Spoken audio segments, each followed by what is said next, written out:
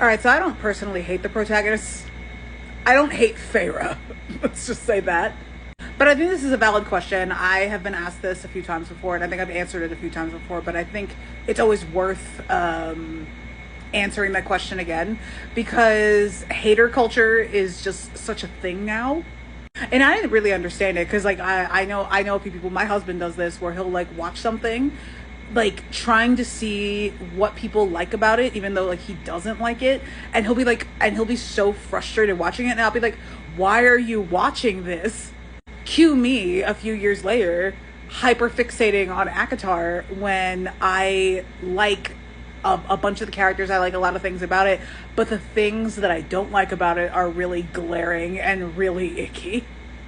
And I get how that could be really frustrating to like the mainstream fandom. Like I run into this with my friends who have more mainstream ACOTAR opinions all the time, where they're just like, why do you read this? Why do you fixate on it if you don't like major parts of it, like major building blocks and like the structure of this story?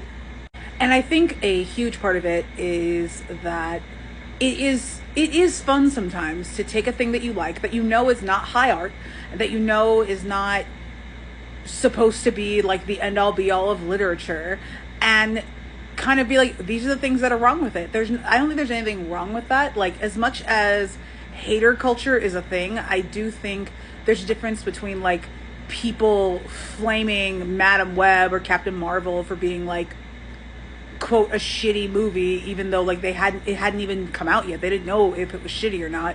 And I haven't even seen Madam Web, so I don't even know if that movie is good or not. I just know that everybody hated it. And then Captain Marvel, like everybody hated it, but also like I watched Captain Marvel and it was good. So like, why can't we ever have nice things?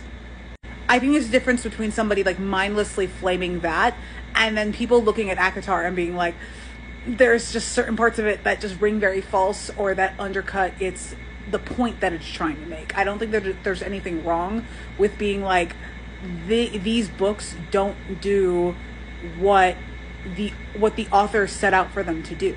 And why do these books not do what the author set out to do? Like, seeing where a book succeeds and where it fails, or like where anything succeeds or anything fails, and thinking critically about your media is good, because it helps you with like media literacy. And considering the times that we live in, we need media literacy more than ever. Like, if we can't sit down and like hash out the things that make a book series work or not work, and like the point that it's trying to make, and what ideas it's putting out into the world, how are we going to do that with more serious stuff? I'm sorry, I'm about to get on my soapbox here. We live in a time where the major like conservative like policies and all that, they're all laid out in like this 900-page document that most of us haven't read. And I've seen misinformation on both sides about Project 2025, and it's so infuriating. And meanwhile, nobody wants to sit there and read a 900 fucking page document, but also nobody wants to engage with any of the ideas in it or not in it critically.